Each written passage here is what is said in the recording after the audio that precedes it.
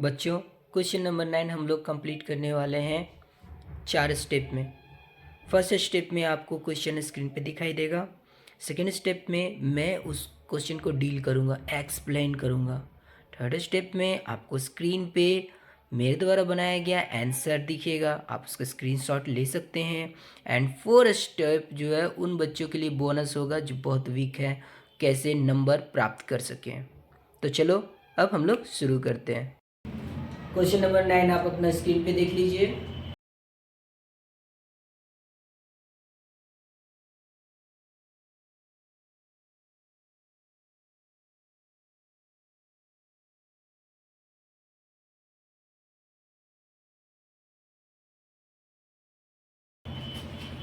आपने अपने स्क्रीन पे क्वेश्चन नंबर 9 देख लिया।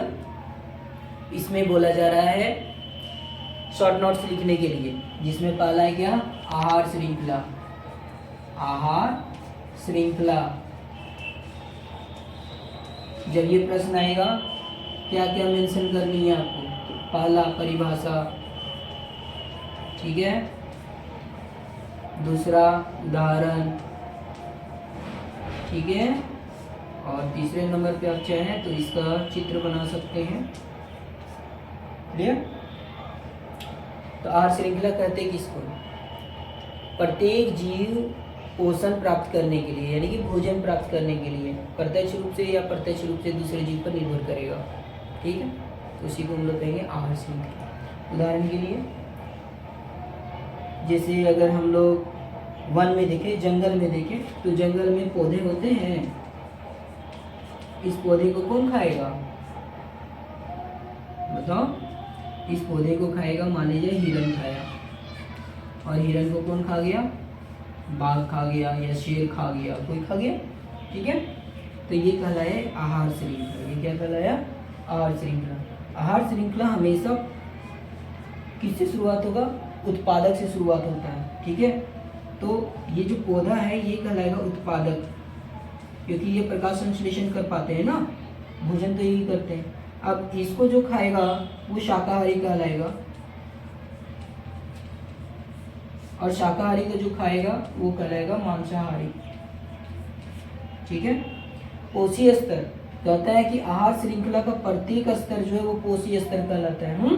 तो ये पौधा जो है वो आपका कहलाया प्रथम पोषी स्तर। हिरन जो है, जो कि शाकाहारी है यहाँ पे, ये कहलाया द्वितीय पोषी स्तर, और ये कहलाया क्या, बाघ तृतीय पोषी स्तर।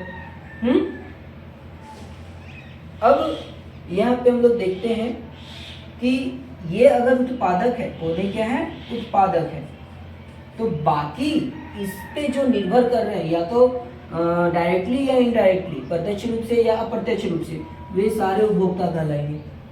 तो जो पहले खाएगा वो प्राथमिक उपभोक्ता कहलाएगा, जो दूसरा अप्रत्यक्ष रूप से जाएगा वो द्वितीय उपभोक्ता कहलाएगा, ठीक है। और इसी तरह चलेगा। हमेशा आप जानिए कि एक साइंटिस्ट ने आया था, वो 10% का रूल दिया हुआ था। बोलता है जब कभी भी कोई जीव दूसरे को खाता है तो मात्र 10% ऊर्जा ही स्थानांतरित होती है, बाकी सारी ऊर्जा जो होती है वो क्षय हो जाती है, ठीक है। तो इस प्रकार से हिरन जो शाकाहारी है उसमें ज्यादा ऊर्जा होता है। हाँ, आप चाहे तो इसमें चित्र भी बना सकते हैं। मान लीजिए पौधा है तो ऐसे करके ये पौधा बना दिया, ठीक है। पौधा है, हिरन है तो सींग बना दीजिए किसी तरह करके, हाँ, बन गया हिरन।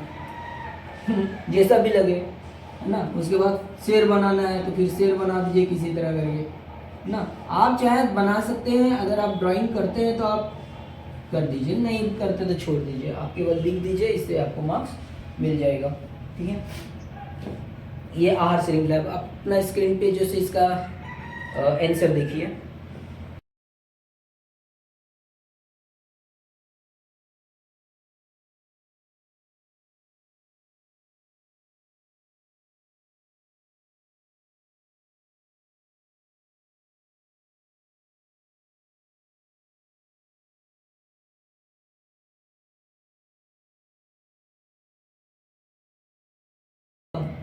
बात करते हैं उन बच्चों के लिए जिन्होंने कभी आहार श्रृंखला को पढ़ा ही नहीं है, वो अगर ये आए तो क्या करते?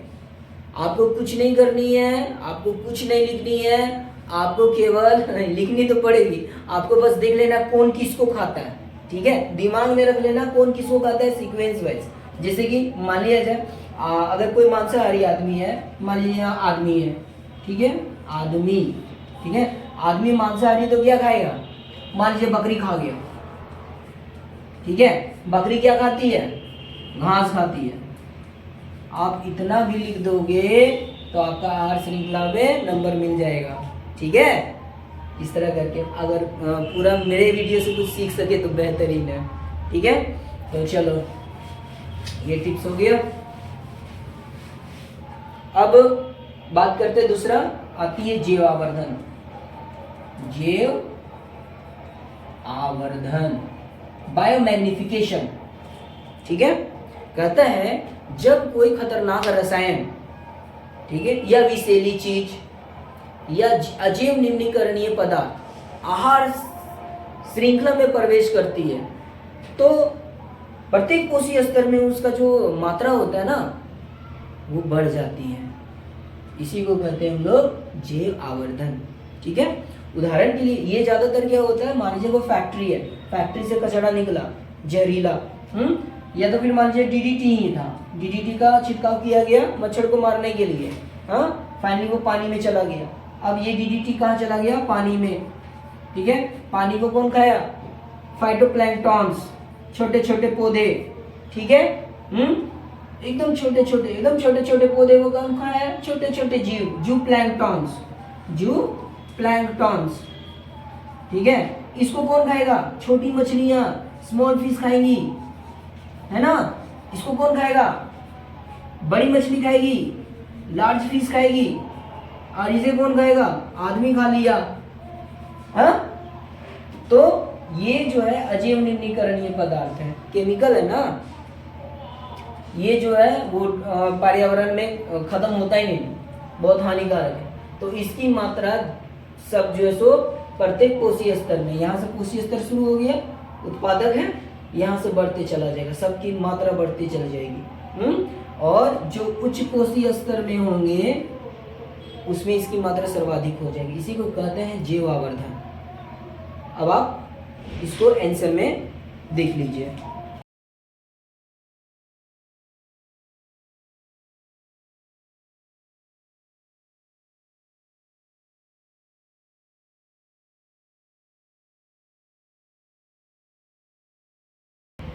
जिन्होंने जैव आवर्धन कुछ समझा नहीं है उसके लिए क्या करना है, तो यहाँ देखो आवर्धन मतलब होता है बढ़ना, आवर्धन मतलब बढ़ना, ठीक है। अगर आपको ये थोड़ा सा भी चीज पता है तो आप उसको छाप दोगे तो जैव आवर्धन क्लियर हो जाएगा। आप कुछ नहीं लिख देना, आप डीडीटी लिख देना, डीडीटी का छिड़काव किया गया, या फिर दिखा देना पानी, पानी से लिख देना छोटी मछली, छोटी मछली से लिख देना बड़ी मछली, और बड़ी मछली से लिख देना आदमी, ठीक है। आपका नंबर कुछ ना कुछ मिल जाएगा। गाना उन्होंने लिख के आना है, अपना दुखड़ा नहीं से बनाना है, ठीक है, कुछ काम करके जाना है, क्लियर। अब तीसरा है कचरा प्रबंधन। कचरा प्रबंधन, कचरा प्रबंधन में क्या है? कचरा, कचरा के लिए कितने प्रकार के होंगे? 2 प्रकार के होंगे, ठीक है। एक होगा जैव निम्नीकरणीय, एक क्या होगा? अजैव निम्नीकरणीय। जैव निम्नीकरणीय क्या है? पर्यावरण में पाए जाने वाले वे पदार्थ जो कि बैक्टीरिया के द्वारा सरल अणुओं में तोड़ दिया जाता है, ठीक है, मतलब वो सड़ता गलता है, वो जैव निम्नीकरणीय है बाबू। इसका उदाहरण क्या है? घरेलू कचरा, मतलब कह सकते हैं घरेलू जैव निम्नीकरणीय, मतलब जो सड़ सकता है, गल सकता है, यानी ये पौधे जो होंगे, ठीक है, और जंतु, क्लियर। और इससे बना हुआ जो भी चीज है, जैसे पौधा से क्या बनता है, घर में जितने भी सब्जी होती हैं उसका छिलका उलका हो गया। जंतु में क्या हो गया? जंतु अगर खुद मर जाए, या तो मान लीजिए जब जंतु से कुछ प्राप्त हो रहा है, जैसे कि गोबर मिल रहा है, तो वो सब सारे चीज जैव निम्नीकरणीय होंगे। या फिर इन सब से कोई चीज बनने वाला है, जैसे कि कपड़े हो गए, कागज हो गया, तो वो सब सारे जो है जैव निम्नीकरणीय कहलाएंगे। अजैव निम्नीकरणीय किसको कहेंगे? अजैव निम्नीकरणीय उसको कहेंगे जिसका पर्यावरण में विघटन नहीं हो पाता है ना, वो लंबे समय तक प्रकृति में बने हुए रहते हैं। बहुत अच्छा एग्जाम्पल है इसका, पहला प्लास्टिक, ठीक है, प्लास्टिक अजैव निम्नीकरणीय है। फिर जितने भी खतरनाक रसायन है जो हम लोग खेतों में डालते हैं, जैसे साल्फेट जिसको हम लोग कहते हैं ना, तो उस साल्फेट में क्या हो गया? उर्वरक हो गया। और क्या करते हैं? कीड़े को मारने के लिए हम लोग क्या डालते हैं? इंसेक्टिसाइड, मतलब इंसेक्टिसाइड डालते हैं फसल में, पेस्टिसाइड डालते हैं, ये सब सारे जितने भी चीज़ें हैं, ठीक है, पीड़कनाशी की, शाकनाशी, ये सब सारे, फिर डीडीटी हो गया, ये सब अजैव निम्नीकरणीय पदार्थ हैं। क्लियर? तो कचरा प्रबंधन में हमको करना क्या है? कचरा प्रबंधन में हमको ये करना है कि जैव निम्नीकरणीय पदार्थ जो है, जैव निम्नीकरणीय पदार्थ है, इसको हम लोग क्या करेंगे? ज़्यादा प्रयोग करेंगे, और अजैव निम्नीकरणीय पदार्थ को हम लोग बाइकआउट करेंगे, हटाएंगे। ठीक है, no to use plastic, plastic को नहीं करना है, ठीक है, प्लास्टिक उपयोग ही नहीं करनी है। और क्या करेंगे कि जब कभी भी हम लोग के घर में कचरा निकलेगा तो जैव निम्नीकरणीय और अजैव निम्नीकरणीय पदार्थ को दोनों को सेपरेट करके रखेंगे। अजैव निम्नीकरणीय पदार्थ जो भी है उसको हम लोग क्या करेंगे? तो अजैव निम्नीकरणीय पदार्थ को हम लोग क्या करेंगे? इसको रिसाइकलिंग कराएंगे, है ना। पहले जमाने में होता था ना, प्लास्टिक खरीदने के लिए आता था, लोहा खरीदने के लिए आता था, तो प्लास्टिक जो होता है उसको हम लोग बेच देना ताकि दोबारा ज्यादा मैन्युफैक्चर ना हो पाए। जैव निम्नीकरणीय पदार्थ जो है, फिर क्या करेंगे? रीयूज करेंगे इसको। अगर मान लीजिए बोतल है प्लास्टिक का, तो कहने का मतलब पी के फेंक दिया, तो उसको हम लोग क्या कर सकते हैं? उसको रीयूज कर सकते हैं, उसको फेंकना नहीं है, या तो फिर उसको दूसरा काम में हम लोग ला सकते हैं, उसमें पौधे लगा सकते हैं, उसका कुछ खिलौना या सजावटी चीज बना सकते हैं। तो ये इनका प्रयोग हो जाएगा। तो आप इसके लिए देख लीजिएगा 3R, आप आंसर में देख लेंगे 3R 5R भी आता है।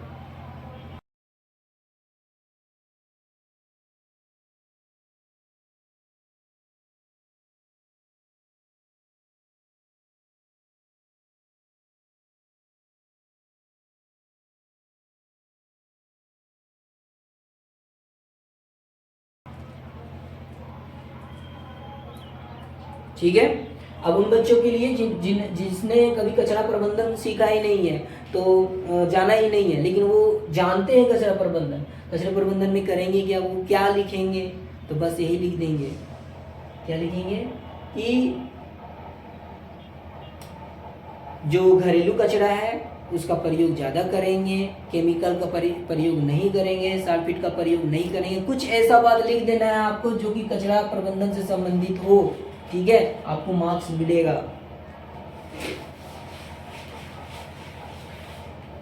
अगला है आहार जाल। ठीक है, आहार जाल के विषय में क्या जानते हैं? सीधा सी बात है भाई, आहार जाल जो होता है, जो अगर हम शॉर्ट में बोले तो आहार जाल जो है ना, खाद्य श्रृंखला का ही जटिल रूप है। जब खाद्य श्रृंखला शाखान्वित हो जाते हैं, ठीक है, तो उसी को हम लोग आहार जाल कहते हैं।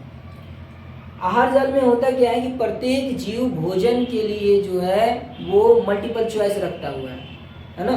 प्रत्येक जीव है भोजन के लिए 2 या 2 से अधिक जीवों पर निर्भर करता है। जैसे उदाहरण करने के लिए, मान लीजिए करने के लिए पौधे हैं, हाँ, तो ये पौधा है, इस पौधा को कौन खाएगा? टिड्डा भी खाएगा। टिड्डा को कौन खाएगा? मेढक खा जाएगा। ठीक है, ये पौधा को हिरन भी खाएगा, खाएगा कि नहीं? और इस हिरन को कौन खाएगा? मान लीजिए बाघ खा लिया, ठीक है। और ये मेढक को कौन खा सकता है? मेढक को सांप खा सकता है, ठीक है। और सांप, और इस पौधे को कौन खा सकता है? चूहा खा सकता है, और ये चूहा को फिर क्या करता है? सांप। तो यहाँ सांप जो है सो मेढक भी खा रहा है, और यहाँ सांप क्या कर रहा है? चूहा को भी खा रहा है, ठीक है। बाघ तो हिरन को खाया ही खाया, ठीक है, बाघ मांसाहारी है, इसको कुछ नहीं मिलेगा, चूहा को भी मार के खा लेगा। तो इसमें क्या होता है कि मल्टीपल चॉइस ऑफ फूड होते हैं, तो यही होता है आहार जाल। ठीक है, आप आंसर में आहार जाल देखें।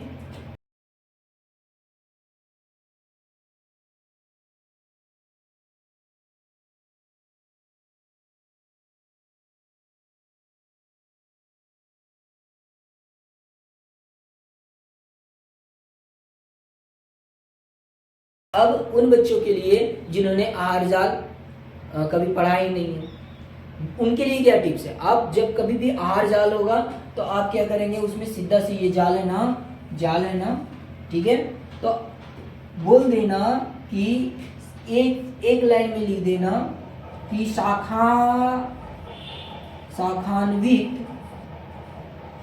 थोड़ा हिंदी लिखने में गड़बड़ है, शाखान्वित आहार श्रृंखला आहार जाल कहलाती है, आहार जाल कहलाती है, ठीक है। और नहीं तो ये लिख सकते हैं आप कि कई आहार श्रृंखला आपस में मिलकर आहार जाल बनाते हैं, आपको नंबर मिल जाएगा, कोई काटेगा नहीं, चीजें सही है, बात पते की है। नेक्स्ट जो है वो है ओजोन। ओजोन पे आपको लिखना है,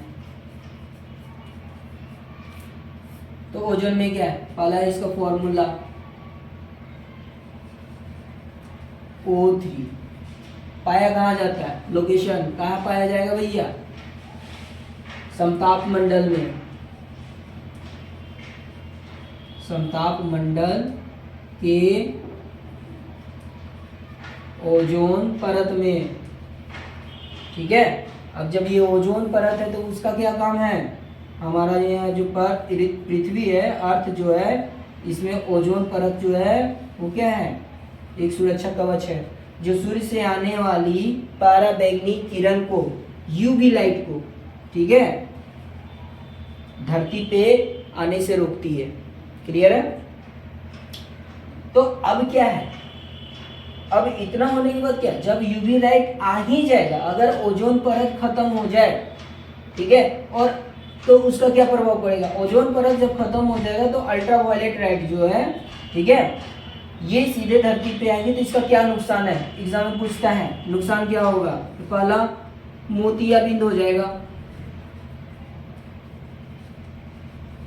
ठीक है, आपको नुकसान पहुंचाएगा। दूसरा क्या हो जाएगी, श्वास रोग हो जाएगी, ठीक है। तीसरा क्या होगा, जो स्किन है ना उसमें कैंसर हो जाता है, स्किन कैंसर, त्वचा रोग हो जाएगा, त्वचा कैंसर हो जाएगा, ठीक है, त्वचा कैंसर हो जाएगा। और क्या हो जाएंगे, पौधे को नुकसान पहुंचेंगे, पौधे बढ़िया से भोजन नहीं कर पाएंगे, उसकी जो पत्ती होगी ना, पत्ती किनारे किनारे से जलना शुरू हो जाएगी। तो ओजोन परत में आखिर छेद क्यों हो रहा है, छेद हो रहा है मतलब क्या, गैस में छेद थोड़ी होता है, ओजोन परत पतला हो रहा है, उसको हम लोग कहते हैं ओजोन परत में छेद हो जाना, ठीक है। आर्कटिक में बहुत ज्यादा हुआ है, तो इसका कारण है CFC क्लोरोफ्लोरोकार्बन, ठीक है, क्लोरोफ्लोरोकार्बन का यूज हो रहा है। तो आ कहाँ से रहा है क्लोरोफ्लोरोकार्बन, वहीं से जो हम लोग गर्मी में यूज करते हैं, AC से और फ्रिज से, इन सबको प्रयोग करने से क्लोरोफ्लोरोकार्बन आया और वो जो ओजोन का वाट लगा दिया, और धीरे धीरे हम लोग का वाट लग रहा है। देखो किसी किसी गर्मी बढ़ रही है, किस तरह का बीमारी बढ़ते जा रहा है, ठीक है।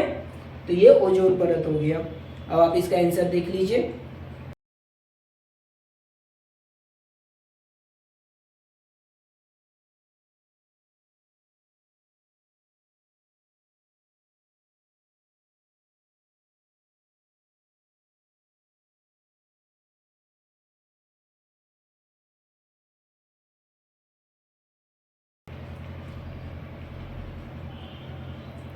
अब उन बच्चों के लिए जिन्होंने ओजोन परत के बारे में कुछ जाना ही नहीं है, तो अभी तो मैंने सारा चीज बताया, इसको सिंप्लीफाई में हम लोग यही कर लेना है कि ओजोन जो है वो ओ है ना, ओजोन, तो ओजोन क्या है, 3 अक्षर से है, ओ से शुरू है, 1 2 3, तो O3, तो इसका ये फॉर्मूला बना लेंगे, ओजोन का फॉर्मूला, ठीक है।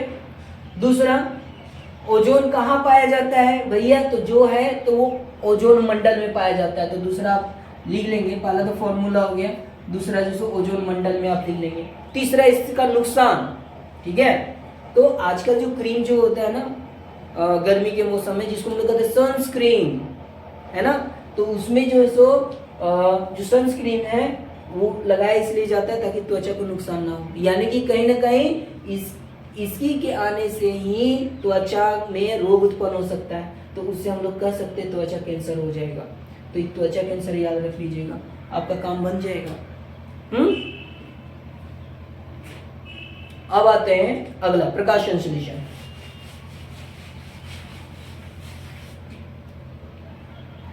आपको प्रकाश संश्लेषण के बारे में पूछेगा,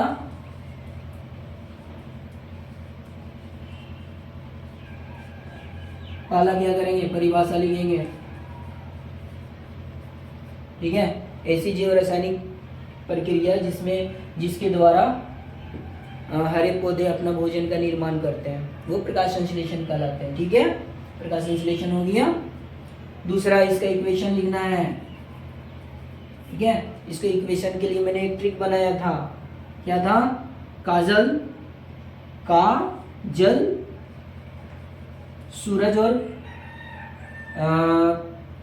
देखो ना, ऐसे समझो, कार्बन डाइऑक्साइड और जल, ठीक है, सूर्य के प्रकाश, सनलाइट, ठीक है, और क्लोरोफिल की उपस्थिति में ग्लूकोज C6H12O6, ठीक है, और ऑक्सीजन देते हैं। और क्या देते हैं, ऑक्सीजन, क्लियर है। तो अब यहाँ पे क्या करते हैं, अगर सिंपल में करेंगे तो ये सब जगह 6 और यहाँ 6 बना देंगे तो हो जाएगा, ठीक है। लेकिन ऑक्सीजन के साथ कभी कभी जलवाष्प भी निकलता है H2O, तो उस केस में आपको यहाँ 6 की जगह यहाँ 12 करना पड़ेगा, तब जाकर के यहाँ 6 आएगा, क्लियर। तो यहाँ 6 हो जाएगा, यहाँ 12 हो जाएगा, और यहाँ 6 होगा, और यहाँ 6 होगा। तो दो इक्वेशन है, दोनों सही है, ठीक है। लेकिन ज़्यादा वैलिड ये होता है, वैलिड मतलब थोड़ा ज़्यादा डिटेल्स है इसमें, तो आप ये इक्वेशन लिख देंगे। अब है प्रकाश संश्लेषण के लिए कच्चे पदार्थ क्या है, तो इधर जो लिखा हुआ वो कच्चे पदार्थ है, ठीक है। ये सब चारों कच्चे पदार्थ क्या, कार्बन डाइऑक्साइड, जल, सूरज का प्रकाश और क्लोरोफिल। कोड याद आ रहा है, काजल सूरज को ग्लूकोज और ऑक्सीजन देती है, कुछ ऐसे ही था, हाँ। तो यहाँ पे काजल सूरज को, तो ये आएगा इसका कच्चा पदार्थ, ठीक है। और एक प्रश्न ऑब्जेक्टिव में बनता है कि ये जो ऑक्सीजन आ रहा है वो कहाँ से आ रहा है, तो ये जल से आ रहा है, क्लियर है। इसका आंसर स्क्रीनशॉट कर लें।